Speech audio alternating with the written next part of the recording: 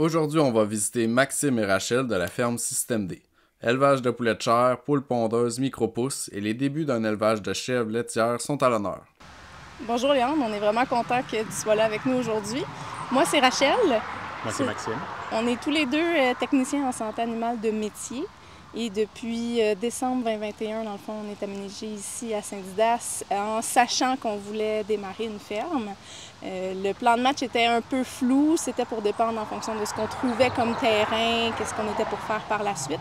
Et puis là, depuis 2 ans et demi maintenant, le plan de match se dessine un peu. C'est plus clair de plus en plus. Moi, je suis à temps plein à la ferme depuis mai l'année dernière. Depuis 1 an. Moi, je travaille encore à temps plein à Montréal, 4 jours semaine.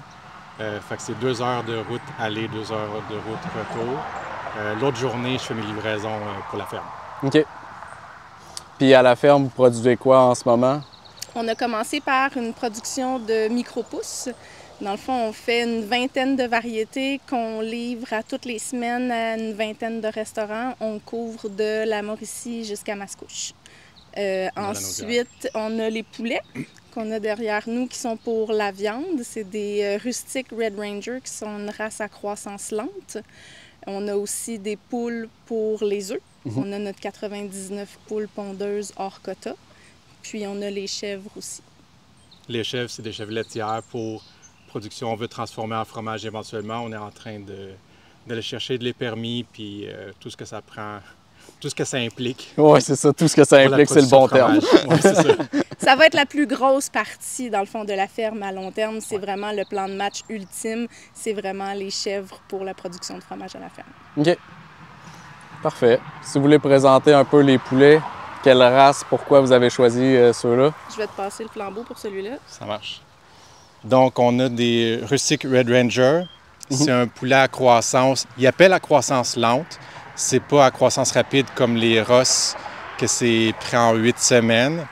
Pour nous, on trouvait ça un peu trop rapide, la croissance. 8 semaines, c'est 2 mois, c'est vraiment rapide. Ils passent de poussins à l'abattage. Ils deviennent obèses. Ouais. Ça va vite, là. Ouais, on trouvait ça trop rapide. On a essayé la Chantéclair, on trouvait ça un peu trop lent. La viande est super bonne, mais ça nous plaisait un peu moins côté commercial. Et ça représente plus le poulet qu'on va retrouver en épicerie. En termes de grosseur. En termes de grosseur, en termes de rendement, ce que ça donne. Le poulet va être pris en 12 semaines. Donc, c'est un in-between le Ross et la Chantéclair. Nous, on les élève en Chicken Tractor. Dans le fond, on est inspiré de Maître Poulier et de Dominique Lamontagne. Format Dominique Lamontagne, il y a des poulaillers mobiles 8 pieds par 8 pieds. Mais on a mis la tôle en aluminium comme Yannick. Ouais. Il a mis sur ses poulaillers mobiles. Puis tu les déplaces aux 24 heures? On les déplace idéalement tous les jours. Ça arrive que c'est aux 2 jours, quand on manque un peu de temps. S'il pleut ou s'il fait pas beau le soir quand on arrive. Mais idéalement, oui, à tous les jours. Fait qu'on tond le gazon. Ouais, tu fais une première coupe. On fait une première coupe, on les déplace, puis ils mangent toutes. Fait qu'ils ont accès à l'herbe, aux insectes, aux petites roches dans le fond, puis à leur mouler et à l'eau en permanence aussi. OK. Tu veux parler un peu de tes abreuvoirs? On en a parlé un petit peu. T'as pas trouvé le système encore à ton goût? Non, on a commencé avec les abreuvoirs Plaçon comme Dominique Lamontagne. Il parle Yannick, beaucoup. ouais. Yannick aussi. Ce que j'aime un peu moins, c'est qu'ils deviennent sales quand même rapidement. En les déplaçant, bien, ça bascule d'un bord à l'autre, fait que ça se renverse aussi, même si on débranche la chaudière puis tout. Puis on trouve que ça coupe un peu de l'espace aussi au poulet. Bon, c'est minimal, mais... Bien, ça fait un peu plus qu'un pied carré. Oui, c'est ça. Fait qu'on aimait un peu moins ça. Fait que là, on est en train de voir un système alternatif. C'est un tuyau carlon, 3/4 de pouce, qu'on met des chicken nipples dedans. Puis, est-ce que vous faites l'abattage ici? Comment vous procédez? Ça, dans le fond, vous en faites de la vente aussi? Ou... On fait la vente commerciale, donc on fait l'abattage. On fait faire l'abattage à un abattoir certifié, tout certifié. Ça, À Saint-Luc-de-Vincennes. Oui, OK. C'est en Mauricie. C'est 45 minutes d'ici, c'est quand même pas si pire. On a un système de transport qui vient chercher les poulets le matin pour l'abattage Dans la journée? Dans la journée. C'est très tôt le matin. OK. On a déjà fait nos abattages pour notre propre consommation, mais avec tout ce qui se passe à la ferme, puis le peu de temps qu'il y a dans une journée, il a comme fallu qu'on fasse des choix. Puis pour avoir été travailler une journée dans cet abattoir-là, ils font vraiment un bon boulot. C'était important pour nous de s'assurer que le processus se faisait le plus humainement possible, dans le fond, là, pour l'animal. Puis on trouve que c'est vraiment le mieux en fonction du fait qu'on n'a pas le temps de les faire à la ferme. Puis vu qu'on délivre à des restaurants aussi, le fait d'abattre à la ferme, des fois, ça les refroidit un peu. Fait qu'en sachant que c'est fait en processus... tu peux juste pas, mais non, anyway, c'est ça. tu peux pas. Non, c'est ça. L'abattage à la ferme, c'est seulement vendu à la ferme. Fait qu'on ne pourrait même pas vendre dans un marché public à l'extérieur du terrain de la ferme.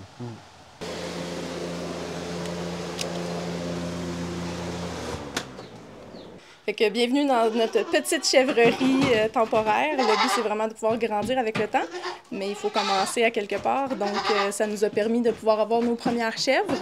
Dans le fond, c'était un bâtiment qui était déjà existant quand vous avez acheté? Oui, quand on a acheté, c'était l'équivalent d'un écurie 4 box. On a mis un peu beaucoup d'huile de coude ici pour pouvoir aménager ça comme c'était. Puis ça nous permet d'avoir plusieurs espaces. Dans le fond, on sépare nos enclos. Ici, on a nos bébés boucs reproducteurs qui sont arrivés justement hier. Ouais. Fait qu'ils sont encore à l'âge d'être au biberon. Fait qu'il va falloir que ce soit nous qui fassions le sevrage de ces deux petits garçons-là. De l'autre côté, on a nos deux mamans qui sont en train de nous donner du lait. Fait que c'est nos deux belles mamans. L'enclos qui est à côté de toi, qui est vide en ce moment, c'est là où on met nos femelles, nos bébés femelles, dans le fond. Puis là, on est en train de faire la transition de graduellement les mettre avec les grandes.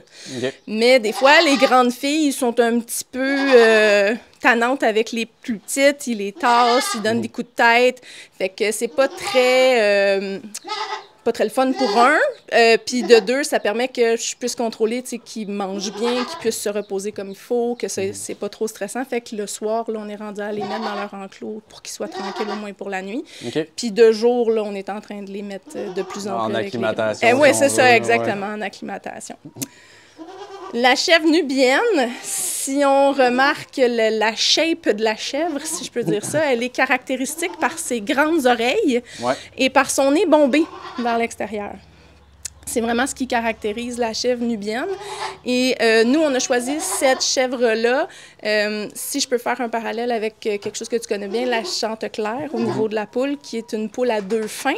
Bien, la nubienne, c'est un peu l'équivalent. C'est la chèvre qu'on dit qui est à deux fins. Fait qui va donner quand même un bon volume de lait, mais pas autant que les autres races. Mais en contrepartie, pour la viande, c'est quand même une bonne candidate. Et pour nous qui voulons faire des fromages, c'est une des chèvres qui a le plus haut taux de gras dans son lait. Fait que dans nos choix d'entreprise, c'est vraiment ce qui a fait pencher dans la balance, c'est qu'au moins, ben, les petits garçons, ils vont pouvoir être valorisés dans une certaine mesure aussi. OK, ouais. Parfait. Voilà. On a ici notre petit quai de traite maison. Que c'est là où on fait la traite matin et soir. Et puis, les chèvres, dans le fond, ont la tête au fond. Ils mangent leur moulée pendant qu'on prend gentiment le lait. Puis, ils nous laissent faire. C'est quand même bien. Puis les chèvres, vous les mettez au pâturage aussi, là, ça? Ouais. Oui, dans les belles journées, plus la fin de semaine que la semaine étant toute seule à la ferme, il y a souvent des activités qui doivent être choisies. Mais la fin de semaine, quand il fait beau, oui, on sort au champ, on met ça dans les grands enclos, puis ça broute à journée longue. Dans le fond, c'est du filet électrifié, c'est ça? Oui, exactement. Comme on ça, a vous pouvez des le déplacer, électrificateurs solaires. OK. Ouais. Parfait. On va voir les poules. Les petits poussins de l'autre côté. Les petits poussins, oui. Fait que les Red Rangers qu'on a vus dans les Chicken Tractors tantôt, ils ont 9 semaines et demie. L'abattage est à 12 semaines, fait qu'il reste encore une semaine et demie, 2 semaines et demie, début juillet. Là, on est le 16 juin, ouais, pour vous donner une idée. Ceux-là, on a été les chercher jeudi passé, ça fait que ça fait 4 jours qu'on les a, fait qu'ils ont à peu près 5 jours d'âge. On les met dans des totes coupées en deux, Jusqu'à ce que... Jusqu'à ce qu'ils soient assez grands pour aller... Jusqu'à ce qu'ils commencent à sortir d'eux-mêmes. C'est ça la réalité, en fait. Fait que quand ils commencent à sortir, ben là, c'est le corps. Dans le fond, quand les chicken tractors vont être vides de l'abattage, qu'on va les envoyer en juillet, eux vont pouvoir les remplacer. Ça Ouais, devrait ils vont être arriver. assez vieux pour être au champ plus. C'est ça. Ils ont des lampes chauffantes parce que la nuit, ça tombe quand même assez froid. C'est pas isolé, c'est juste un abri tempo pour le moment. C'est pas mal ça. Là, on en a 150 dans ces deux contenants-là. Au fond, vous faites quoi, 300 poulets par...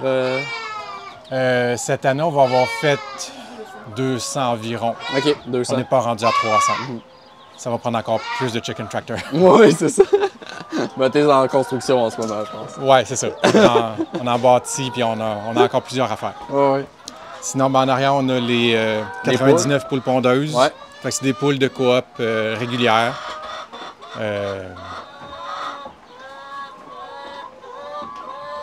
Je pourrais te montrer. On leur ramène nos restants de micro-pousses. OK. Fait que quand on a récolté nos micro-pousses, les plateaux, une fois qu'ils sont coupés, le restant de terre, on leur apporte. Fait qu'ils vont gratter, ça fait de la litière. Ça va mélanger les fientes, ça va composter. Puis Après tu sors tout dans le fond. On a deux portes, grandes portes en arrière. On sort à brouette, on composte, puis ça retourne au jardin, au champ.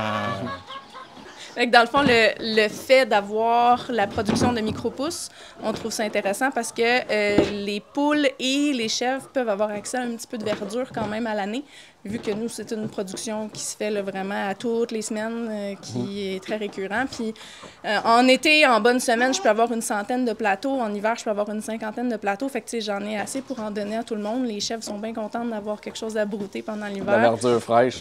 Exactement. Puis pour les poules, bien, ça fait un peu de quoi les occuper aussi au niveau enrichissement. On trouve que ça boucle bien la boucle de, un qui subvient à l'autre puis que le besoin est un peu en cycle fermé. Oui, une économie circulaire. Voilà, si exactement. Exactement. Dans le fond, c'est un tout petit système de traite qu'on a. C'est vraiment un modèle qu'on a acheté sur Amazon. C'était vraiment pour faciliter le travail parce que les chèvres sont très patientes tant qu'elles mangent de la moulée. Ils vont se laisser faire. Après ça, ils sont un petit peu moins volontaires. Fait que traire à la main, souvent, tu n'as pas fini de traire avant qu'ils aient fini de manger. Et c'est pas... c'est très important de bien finir de traire la chèvre parce que sinon, après ça, tu peux avoir des problèmes de mammites qui sont des infections au niveau de la glande mammaire.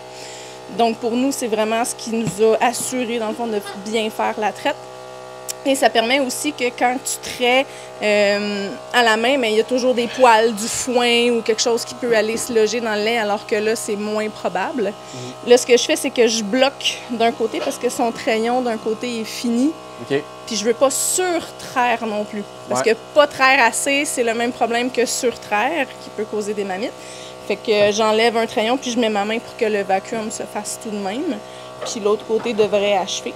Petit aparté, nous, on a choisi la chèvre nubienne, mais on a aussi choisi de faire un troupeau qui est exempt de l'arthrite encéphalite caprine. C'est une pathologie qui est très présente dans la majorité des élevages au Québec. C'est pas une maladie qui est dangereuse pour la vie de la chèvre. Par contre, c'est quelque chose qui va faire que leur longévité va être moins grande, fait qu'ils vont mourir plus jeunes par rapport au fait qu'ils vont produire moins de lait aussi. Ça peut donner des problèmes de genoux, ça peut donner des problèmes de mammites. Donc, nous, on a choisi de partir un élevage qui était exempt de cette maladie-là.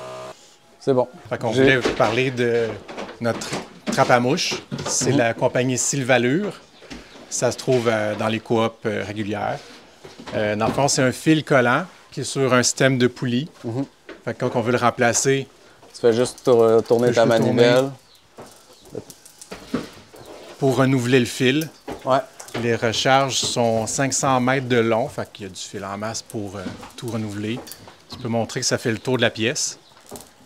Ouais.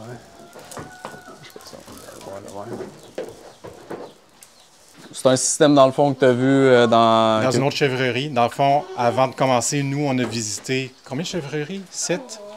On est rendu à 7-8? Un peu partout au travers du Québec. Fait que quand on a vu ce système-là, c'est comme... Les trappes à mouches jaunes, ça marche pas bien. On haït ça. Ça, c'est génial. Tu l'installes une fois. Il y a des recharges qui se vendent à part. Tu fais juste tourner la manivelle, ça remplace le fil, puis t'en as pour assez longtemps, là. Ouais, puis tu peux faire ton système ou Ouais, mais quelle longueur que tu veux. La longueur tu le veux, c'est des poulies qui font les coins, puis des crochets qui font les petits ongles faciles, là, pour garder le fil droit. Super. OK, on est rendu avec les micro-pousses. Oui. Fait que ici, c'est une de nos 2 salles de culture. C'est dans la maison encore pour le moment. On veut s'installer mieux que ça éventuellement. Fait que là, on est tout en système air climatisé, des petites fans ici et là, des humidificateurs parce qu'il faut déshumidifier constamment. Parce que juste les micro-pousses, on arrose à tous les jours, ça crée beaucoup d'humidité, mais on veut rester entre 20 et 23 degrés Celsius, puis environ 50-60 % d'humidité. Fait qu'on a des variétés longue durée ou courte durée. Courte durée, c'est 10 jours. Longue durée, c'est 21 jours. Donc, on est tout le temps en succession. Bien, merci beaucoup, Léandre, pour ta visite. Ça nous a fait vraiment plaisir de te recevoir. Merci à tous ceux qui regardent cette vidéo avec intérêt. Pour nous, ça nous fait très chaud au cœur de pouvoir vous montrer qu'est-ce qu'on fait. Si jamais vous voulez en savoir plus, vous pouvez nous suivre sur les réseaux sociaux. Vous pouvez nous suivre sur Facebook et Instagram ou sur notre site internet fermedusystemd.ca. Vous pouvez commander nos produits, nous suivre l'évolution de la ferme. Puis au plaisir de peut-être se revoir quand on sera installé pour de vrai. Super, merci. Merci beaucoup. Merci à tous les membres qui soutiennent financièrement le projet de partage via l'abonnement payant.